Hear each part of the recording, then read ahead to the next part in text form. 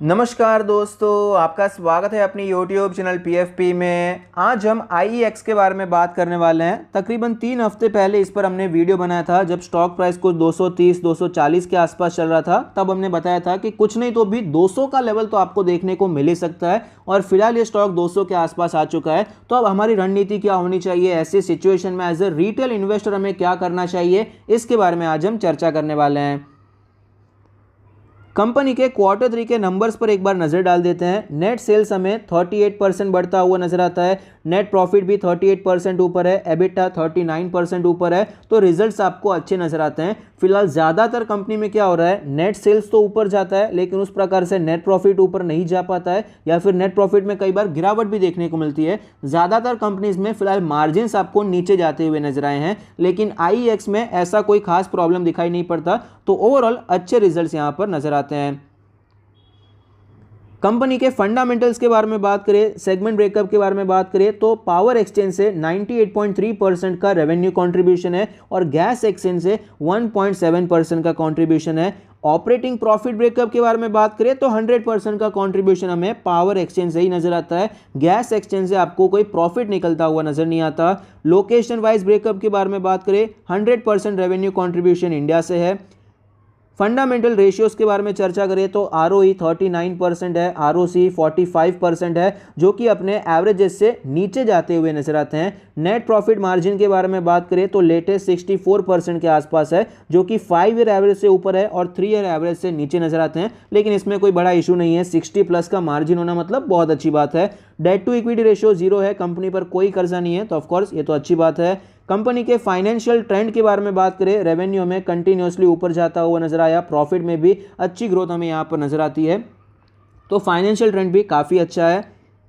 Share holding pattern के बारे में बात करें, mutual fund 12.36%, other DII 5.3%, FII 31% और रिटेल कैटेगरी में 50% से भी ज़्यादा का स्टेक है। प्रमोटर तो है ही नहीं यहाँ पर। और रिटेल में भी जो प्योर रिटेल इन्वेस्टर हैं उनका 30% का स्टेक हमें नजर आता है। कुछ 29.5% के आसपास है, राउंड ऑफ मैंने आपको 30% बताया है। 9% से 29% हो चुका है पिछले 1 साल में। तो रिटेल इन्वेस्टर्स यहाँ पर बहुत ही ज़्यादा एग्रेसिवली एंटर होते हुए नजर आए हैं और जनरली ये अच्छी बात नहीं मानी जाती है।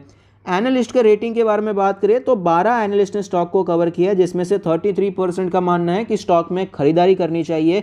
हायर साइड पे 47% का अपसाइड है, मीडियन है 9% का अपसाइड, लोअर साइड पे 41% का डाउन साइड बताया जा रहा है। तो क्या ये लेवल आ सकता है, नहीं आ सकता, ये हम चार्ट पे भी डिस्कस करेंगे। 18,000 करोड़ की मार्केट कैप है, 205 का लास्ट ट्रेड प्राइस है, 65 का PE रेशियो है। तो क्लियरली अब भी इनका जो वैल्यूएशन है वो तो आपको हायर साइड पे ही दिखाई पड़ता है। स्टॉक के चार्ट पर हमें क्लियरली पता चलता है कि यहाँ पर हमें अच्छी तेज़ी देखने को मिली है। अगस्त एंड से हमें तेज़ी शुरू होती हुई नजर आई। 150 के ऊपर जैसे ही ये गया, एकदम से आपको ये 200 तक पहुंचता हुआ नजर आया। थोड़ा बहुत कंसोलिडेशन हुआ, वापस ये हमें ऊपर जाता हुआ नजर आया। कुछ ही दिनों में ये हमें 300 के भी ऊपर जाता हुआ नजर आया। फिर भारी गिरावट देखने को मिली। जिस प्रकार की तेज़ी आई है उस हिसाब से, मेरे हिसाब से ये कोई भारी गिरावट नहीं है। गिरावट देखने को मिली, रिकवरी देखने को मिली, नीचे आया, फिर से ऊपर गया, 300 के आसपास से रिजेक्ट होकर ये नीचे आता हुआ नजर आया। थोड़ा बहुत यहाँ कंसोलिडेट किया और वापस ये हमें नीचे आता हुआ नजर आता है। पहले भी हमने कुछ टाइम पहले यहाँ पर एक वीडियो में बताया था कि यहाँ पर अभी एग्जिट करने का टाइम आ चुका है। यहाँ पर गिरावट देखने को मिली। 50 डेज का मूविंग एवरेज पहली बार टूटता हुआ नजर आया। थोड़ी रिकवरी है लेकिन वापस स्टॉक हमें नीचे ही आता हुआ नजर आया। फिलहाल ये स्टॉक अपने 200 डेज के मूविंग एवरेज पर ट्रेड करने की कोशिश कर रहा है और इसका जो 200 रुपये का जोन है जहां पर इसने थोड़ा बहुत टाइम स्पेंड किया था, उस जोन पे ऑलरेडी आ चुका है। 20 डेज के मूविंग एवरेज के नीचे है, 50 और 100 डेज के मूविंग एवरेज के भी नीचे नजर आता है। डेली RSI 38 है, वीकनेस है, उसमें कोई डाउट नहीं है। वीकली चार्ट के बारे में बात करें तो आप देख पाएंगे वीकली चार्ट पर परफॉर्मेंस बहुत अच्छा नजर आता है। 2018 में कुछ परफॉर्म नहीं किया, 2019 में भी नीचे आया, 2020 में मार्च क्रैश के बाद इसमें थोड़ी बहुत तेज़ी देखने को मिली और 2021 में इसने बहुत ही अच्छा परफॉर्म किया है।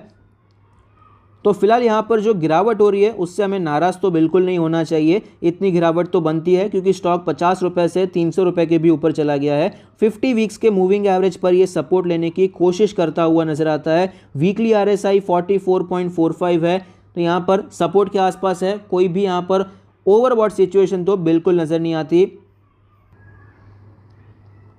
अभी फिलहाल चार्ट पर हमें 3 इंपॉर्टेंट लेवल नजर आते हैं। सबसे पहले ये रेड लेवल के बारे में बात करते हैं। ये लेवल है 233 का लेवल, 230 के आसपास आप कंसीडर कीजिए। ये लेवल इंपॉर्टेंट कैसे है? ये गिरावट हुई, सपोर्ट लिया, ऊपर गया, गिरावट हुई, सपोर्ट लिया, ऊपर गया, गिरावट हुई, सपोर्ट लिया, ऊपर गया। यहाँ पर थोड़ा बहुत सपोर्ट लेने की कोशिश की लेकिन सक्सेसफुल नहीं हो पाया, फिर गिरावट देखने को मिली। तो ये लेवल, ये ब्रेकडाउन का लेवल हो गया। तो अब जब भी ये ऊपर जाएगा तो ये 230 पे रेजिस्टेंस लेने वाला है। तो ये सबसे पहले इसीलिए इंपॉर्टेंट हो जाता है। अब ये जो दूसरा आपको ब्लैक लेवल नजर आता है, ये करंट मार्केट प्राइस के आसपास है, 200 रुपए का जोन है, 2-5 रुपए ऊपर नीचे। तो यहाँ पर ये लेवल इंपॉर्टेंट इसीलिए है क्योंकि यहाँ पर थोड़ा बहुत टाइम इसने स्पेंड किया था, इधर टाइम स्पेंड नहीं किया, इधर टाइम स्पेंड नहीं किया, यहाँ पर थोड़ा बहुत इसने साइडवेज मूवमेंट दिखाया था। तो यही लेवल अभी फिलहाल के लिए हमें इंपॉर्टेंट होता हुआ नजर आता है। तीसरा लेवल जो ग्रीन लेवल आपके सामने है, 150 का लेवल है। अगर ये ब्लैक लेवल टूटता है तो सीधा आपको ग्रीन लेवल देखने को मिल सकता है क्योंकि उसके पहले इसने कुछ ट्रेड ही नहीं किया, सीधा आपको 2-4 दिन में ही जंप होता हुआ नजर आया। 150 का लेवल आपको इंपॉर्टेंट इसलिए नजर आता है क्योंकि यहीं से एक्चुअल तेजी की हमें शुरुआत देखने को मिली है। तो सबसे पहला रेजिस्टेंस का लेवल है 230 का लेवल। दूसरा ब्लैक लेवल जो अभी फिलहाल करंट मार्केट प्राइस पहला सपोर्ट होता है वो 200 रुपए का लेवल है। और मेन इंपॉर्टेंट लेवल हमें 150 के आसपास का नजर आता है। तो फिलहाल यहाँ पर रणनीति क्या होनी चाहिए कि 200 रुपए के जोन पे खरीदारी करना चाहते हैं, कर सकते हैं क्योंकि छोटा स्टॉप लॉस ही लेना पड़ेगा और रिस्क रिवॉर्ड रेशियो हमारे फेवर में हो जाएगा। स्टॉप लॉस कितना लेना पड़ेगा? 5-10 रुपए का, 206 के आसपास चल रहा है, 190, 15 रुपए का स्टॉप लॉस हो जाएगा। टारगेट हमारा 300 रुपए का है, तो रिस्क रिवॉर्ड रेशियो हमारे फेवर में हो जाता है। रिस्क 15 रुपए का है, टारगेट हमारा 100 रुपए का हो जाता है। तो इस हिसाब से खरीदारी करना चाहें तो कर सकते हैं, लेकिन प्रोबेबिलिटी यहां पर थोड़ी कम हो जाएगी, जीतने के चांसेस कम हो जाते हैं क्योंकि ऊपर रेजिस्टेंस भी तुरंत आएगा और यहां से गिरावट के चांसेस ज्यादा हैं। तो अगर आप यहां पर प्रोबेबिलिटी बढ़ाना चाहते हैं तो वेट कीजिए, इसके ऊपर जाता है तो ही आपको बुलिश पोजीशन बनानी चाहिए। और बाय चांस यहां पर हमें गिरावट देखने को मिलती है, 200 का लेवल डिसाइसिवली टूट जाता है तो 150 के लेवल्स आ सकते हैं, वहां पर हम वापस कुछ खरीदारी के बारे में सोच सकते हैं। तो अब ये स्टॉक कहां पर जाएगा? ये 300 पर जाएगा या फिर 150 पर जाएगा? ये सब कुछ डिपेंड करता है ये लेवल टूटता है या फिर नहीं टूटता है। तो यहां पर आपको जो भी करना है, खरीदारी करनी है तो कीजिए, कोई प्रॉब्लम नहीं है, लेकिन 190 का स्टॉप लॉस लेना बहुत ही ज्यादा जरूरी हो जाता है। अगर आपको लगता है बुलिश पोजीशन होगी, यहां पर आपको तेजी देखने को मिलेगी, खरीद सकते हैं। 190 का स्टॉप लॉस ले लेंगे तो यहां पर आपको तेजी देखने को मिलती है तो आपका यहां पर अच्छी बात है। लेकिन बाय चांस आपका व्यू अगर गलत हो जाता है तो 190 के स्टॉप लॉस पर आप निकल जाएंगे और स्टॉक वापस हमें 150 के आसपास आता हुआ नजर आ सकता है। तो फिर से एक बार मैं समराइज करूं तो सीधी बात है, यहां पर बुलिश एकदम स्ट्रांग पोजीशन कब होगी? जब ये 230 के ऊपर जाता है, 230 के ऊपर सस्टेन होता है तो 300 का लेवल बहुत ही ज्यादा जल्दी आ सकता है। और अगर बात करें डाउन साइड के बारे में तो 190 के नीचे जाता है तो सीधा आपको 150 का लेवल देखने को मिल सकता है। जितनी स्पीड से ये 230 से 300 जाएगा उससे ज्यादा स्पीड से 190 से 150 ही आता हुआ नजर आ सकता है। तो जो भी करना है, खरीदारी करनी है तो कर सकते हैं, लेकिन 190 का स्टॉप लॉस लेना बहुत ज्यादा जरूरी है क्योंकि टेक्निकली तो स्टॉक भाग चुका है, फिलहाल थोड़ा सा वीक लग रहा है और वैल्यूएशन भी हमारे साइड पे तो नहीं है।